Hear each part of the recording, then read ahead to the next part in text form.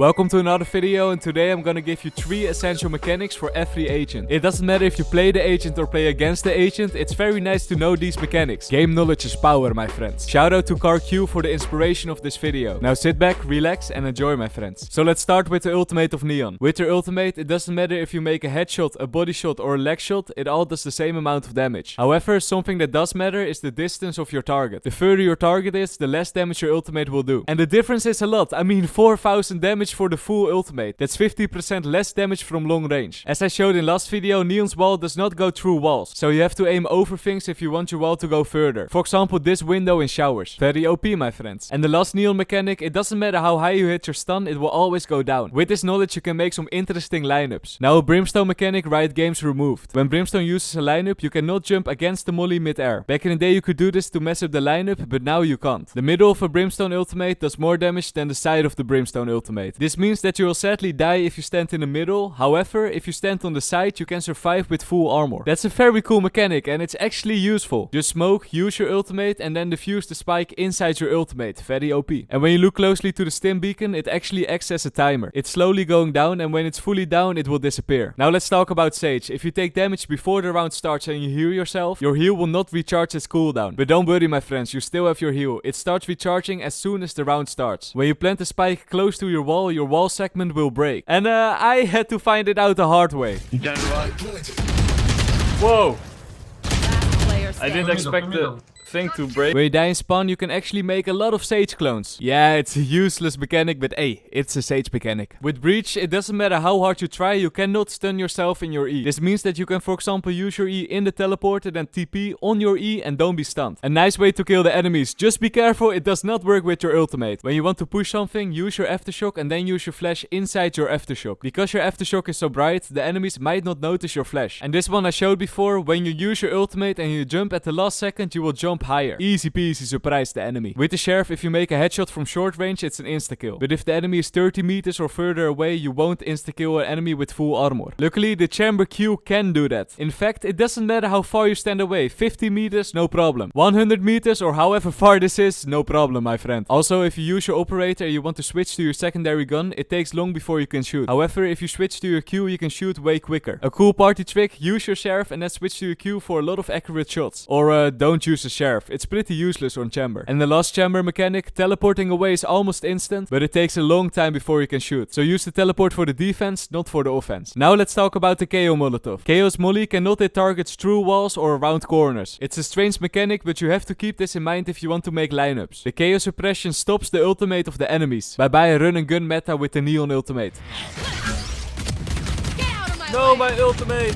Stupid KO. And when you use your left mouse click flash, it takes a little bit longer before your flash goes off than if you use your right mouse click flash. So use your right click for pop flashes, my friends. Even though the Killjoy Nano's farms are invisible, it's nice to hide them. But be careful for where you hide them, because some spots are invisible for high settings, but when you play on low settings, it certainly is visible. You can use the Killjoy sentry gun to boost yourself on top of certain areas. Here on Split, for example, it's a very cool mechanic. However, I would recommend to practice it a little bit, because it looks easier than it is. The Nano's farm of Killjoy sometimes get placed a little bit too high. When this happens, you can crouch and maybe you won't get hit. When the spike is dropped somewhere, you can pick up the spike in Omen's ultimate. A nice one if you're sneaky peeky lurking and you suddenly notice that the side is clear. Then just simply use your ultimate and easy peasy planned for you, my friend. Now one about the shrouded steps. Where you TP, you will look at the same directions as you're currently looking at. So don't TP like this. Instead, turn before you teleport. Now you won't face the wall when you reach your destination. The blind from Omen actually travels at 3 different speeds. When you stray forward and you cast your blind, it will travel faster than if you stand still. And when you walk backwards while casting your flash, it will even go slower. If you time it right, you can actually escape the Killjoy ultimate in Reyna her dismissed. So when you see an orb, don't take it immediately, wait a little bit and then take it. When you heal with Reyna, it goes over 100 HP, all the way to 150. This is one of the reasons why it's recommended to not buy armor in the first round. You can get the armor if you make a kill anyway. The flash of Reyna has a maximum range, so don't flash over here because it won't flash the people all the way standing on the back of side. And on top of that, also be careful with flashing close angles. People can can easily juke the flash if you flash high. So if you want to flash close angles, flash on the ground. But still then, it's a little bit dangerous, my friends. Be careful. So this first Phoenix mechanic is very unique and I learned it from Average Jonas. With this mechanic, you actually never need lineups anymore. When you are walking, you see a little sound circle on the minimap. And the only thing you have to do is look a little bit up, run and throw your molly. It will land exactly on the circle. You can use this trick anywhere, so you actually don't need lineups anymore. And alternatively, you could also throw your molly when standing still. Then the Molotov will land on 2/3 of the circle. This one I talked about before. Don't throw your flashbang while standing against the wall. If you do this and you peek, you will most likely flash yourself. Instead, stand diagonal to the wall and easy peasy flashbang for you. And just like Neon, you can actually use the Phoenix wall through windows. Here on Ascent, for example, a very cool mechanic, my friends. When you put the cheats on in a custom game, you can actually look at the minimap and see where your Viper smoke will land. This is a great feature if you want to learn some lineups. I think Riot Games should add this to more agents. Your Viper wall actually goes through the teleporter. As you see on the minimap, it doesn't go straight forward. A nice one for if you want to wall off A short, hookah and B long at the same time. And this one is also strange. If you put your Viper wall in the middle over here, you can actually sneak all the way to the A side. This is because the Viper wall tries to make a circle from where the ultimate is casted. However, it might be pretty obvious for the enemies, but still, it's a cool mechanic. Now, 3 quick sofa mechanics. When you shoot your arrow with full charge and 2 bounces to the ground, it will land later than if you shoot your arrow with full charge and 2 bounces to the sky. I have no idea how it works, but as you see in the background, the left arrow lands way earlier than the right arrow, even though the left arrow is shoot later. When you use your ultimate and you jump, you will fly a little. Use this mechanic if you are in a 1v1 sofa ult battle. Also, the last shot will knock sofa back a little. Use this mechanic to, for example, get on top of boxes. And the last one, everybody knows that you could use your spacebar to fly up with the drone, but did you know that you can also use your control to go down? I didn't know that for a very long time. I always aim to the ground and use my W to go down, not very smart. And with Astra, in the Astral form, you can use the same mechanic. This way you can move easily and place your stars at the perfect spots. Now an Astra mechanic about the wall. If you stand on one side, you actually don't hear a lot from the other side, but you can hear the diffuse.